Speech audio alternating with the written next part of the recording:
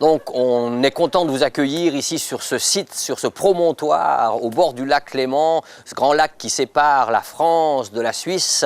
Et c'est un lieu aussi historique où certains, donc aussi bien des Vaudois que des Huguenots, échappant, fuyant les persécutions des rois de France, avec les dragonnades en particulier, ont été amenés à traverser ce lac. Ça a été les Baudepitois de l'époque.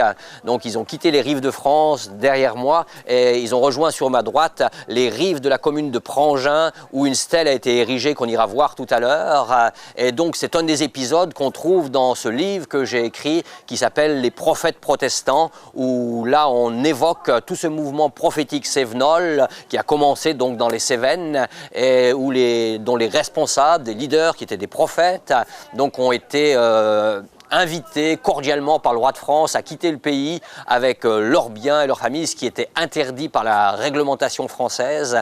Mais le roi de France voulait mettre un terme à ce conflit qui durait depuis des années et qui ridiculisait vraiment l'armée du roi de France. Vous vous rendez compte, la plus grande armée du monde à l'époque, qui était ridiculisée aux yeux du monde entier par quelques paysans qui là, avec leurs râteaux et leurs fourches et leurs faux, eh bien, résistaient à la plus grande armée du monde. Les journaux des pays du monde entier s'en donnaient à cœur joie. Et pour mettre un terme à ces ridicules événements, le roi de France donc avait négocié et avait réussi à faire partir les quelques leaders de ces groupes. Et donc c'est cet épisode qui est raconté là dans ce livre avec cet endroit, depuis cet endroit. Mais bien d'autres événements donc nous montrent aussi toute la filiation qui nous rattache nous aujourd'hui au XXIe siècle à ces prophètes protestants qui quelque part aussi sont à l'initiative des mouvements prophétiques qu'on a aussi aujourd'hui de nos jours et qui ont rempli le monde. Et ça c'est un privilège extraordinaire de voir, de découvrir ce qu'ont goûté nos pères. Et ça doit nous encourager aussi nous-mêmes à vivre aujourd'hui une vie consacrée, une vie qui serve, parce qu'on laissera aussi des traces historiques si le Seigneur tarde dans son retour. Donc tout ce livre-là va nous encourager énormément, va vous encourager. Vous découvrirez tellement d'événements fascinants, extraordinaires, des prodiges que Dieu a fait et le courage, la persévérance qu'ont eu ces hommes, ces femmes pour nous transmettre un héritage extraordinaire. Vraiment, dans ce livre, vous allez pouvoir vous régaler et avec ça, vous pourrez aussi penser, vous, à laisser derrière vous aussi des traces historiques. Et évidemment que leur histoire aussi ne peut pas ne pas nous évoquer l'amour de Dieu pour ces gens qui, malgré les persécutions, malgré l'opposition, eh bien, Dieu a su honorer leur persévérance et les amener ainsi dans des endroits de refuge où, de manière ou d'autre, ils ont pu trouver des oasis de paix et aussi amener une prospérité économique dans ces pays où ils sont allés. Ce pays de la Suisse, entre autres, a énormément bénéficié évidemment de l'exode huguenot de France, mais beaucoup de pays dans le monde, ils sont partis sur Berlin, ils sont partis sur l'Afrique du Sud, sur l'Amérique. Beaucoup de ces huguenots donc sont partis faire la richesse d'autres nations aussi dans ce monde. Des colonies ont été établies à droite et à gauche et parfois ils ont été ici manipulés et utilisés. Entre autres, je vais quand même dire aussi par les comptoirs hollandais en Afrique du Sud, des choses un peu honteuses ont pu être faites, mais en tout ceci, Dieu les a conduits, Dieu les a gardés et leur a donné une postérité puisque aujourd'hui nous sommes là, n'est-ce pas? Eh bien, nous voilà donc auprès de cette stèle qui a été érigée là, à l'endroit où appontaient donc ces bateaux, ces boat people qui ont traversé ce lac. Alors, c'est plusieurs centaines évidemment d'émigrés qui sont arrivés ici, fuyant les persécutions, comme je le disais, depuis le promontoire. Et on compte à plusieurs centaines de milliers ces protestants qui ont fui la France. C'était vraiment une catastrophe financière pour le pays. Mais que s'est-il passé pour ces réfugiés? Eh bien, quand ils arrivaient ici en Suisse, ces réfugiés, en particulier donc issus de ce mouvement prophétique cévenol, quand ils arrivaient ici, évidemment, ils n'étaient pas très bien accueillis par ceux qui les avaient précédés, parce que ceux-ci qui les avaient précédés étaient partis avant les persécutions et avaient cette pensée qu'il ne fallait pas résister. Et c'est Calvin lui-même qui disait « mieux vaut périr 1000 fois que résister », ce qui n'a pas été la position de son successeur. Mais donc quand ces protestants qui s'étaient battus contre les armées du roi, parfois des soldats du roi avaient été tués, etc., n'avaient pas un accueil très favorable. En plus, il y avait ces histoires prophétiques dont vous avez sûrement entendu parler, en tout cas dont le livre Les prophètes protestants fait état. Il y avait ces bébés de quelques mois qui se mettaient à prophétiser dans leur landau, qui se mettaient à parler dans une langue compréhensible.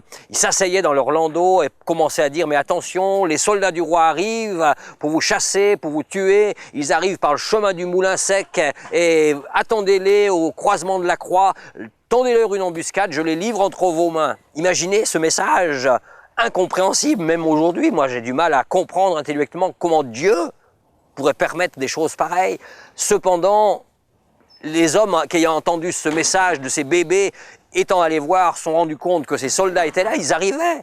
Et imaginez qu'au moment où ces soldats étaient là, eux, ces paysans ne savaient trop que faire, mais des chants de psaumes dans le ciel retentissaient, et évidemment ça les encourageait beaucoup, et au même moment des pierres commençaient à tomber sur les soldats aussi. Eux, les soldats envoyés par le roi, prenaient peur en entendant ces chants dans le ciel, les pierres qui leur tombaient sur la tête, imaginez un peu ça. Et à ce moment-là, ces paysans, évidemment armés de fourches, de râteaux, de fourches, de faux, eh bien ils mettaient une raclée à ces soldats, évidemment, et c'est comme ça que pendant plus de 2 années, ces paysans ont tenu tête aux soldats du roi. Mais donc, ces réfugiés-là n'étaient pas bien accueillis et ont dû former de nouvelles communautés, on va dire, prophétiques. On pourrait dire aujourd'hui pentecôtistes, et c'était déjà le conflit entre pentecôtistes et non pentecôtistes, déjà au XVIIIe siècle. Imaginez, on n'a rien inventé de nos jours. Et donc ces communautés, figurez-vous, il y en a eu d'établies dans toute l'Europe, depuis Oslo jusqu'à Istanbul même. On parle de l'intégration de la Turquie dans l'Europe, mais déjà à l'époque, jusqu'à Istanbul, ces réfugiés huguenots sont allés et ont implanté de nouvelles communautés charismatiques.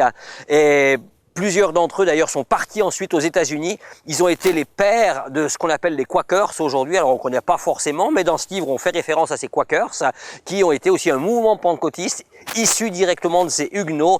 Ces Huguenots ont aussi rencontré John Wesley avant qu'il soit impliqué dans ce fameux réveil qui a secoué l'Angleterre et puis aussi qui a atteint le monde entier, bien sûr. Ils ont aussi rencontré le comte de Zinzendorf avant que lui-même fasse cette expérience formidable dans un musée à Vienne où, face à un tableau de représentant Jésus-Christ sur la croix, il a été convaincu de péché et c'est le gardien en fermant les portes du musée le soir qu'il a trouvé prostré au pied de au pied de ce tableau, en convaincu de péché, en train de pleurer là, de se lamenter. Donc ces Huguenots, dans ce livre, on explique comment ces prophètes cévenols ont influencé de génération en génération une partie de l'Église et le mouvement pentecôtiste qui est encore aujourd'hui très vivant et dynamique dans le monde entier.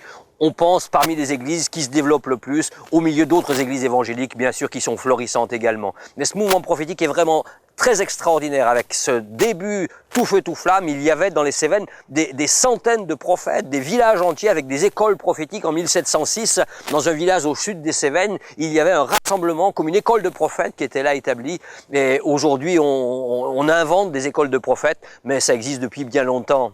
Mais voilà un peu cette stèle, hein, donc en souvenir, en mémoire de tous ceux qui ont traversé ce lac. Les Vaudois avaient aussi traversé ce lac pour fuir les persécutions, comme je disais tout à l'heure. Et cette stèle d'ailleurs a été rénovée il y a une dizaine d'années, puisque l'ancienne stèle commençait à décrépir. On a donc rénové cette stèle en souvenir de ces événements marquants et qui ont influencé en fait le monde entier.